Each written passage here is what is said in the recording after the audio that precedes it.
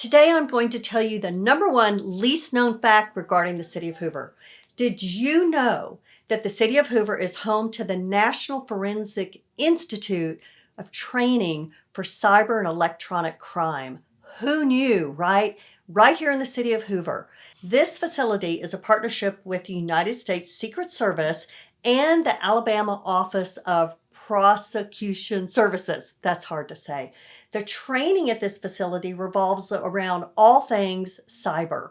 Law enforcement officers from all over the country, and in fact, all over the world, along with judges and prosecutors, are all invited to attend this training and experience this state-of-the-art, one-of-a-kind facility. And what's really cool, when these students come to this training, they're here for weeks or months at a time, contributing to our economy, staying in our hotels, eating at our restaurants, and all of that bodes well for the City of Hoover. So this is just one more reason to be super proud if you're lucky to be a resident in the wonderful city of Hoover, Alabama.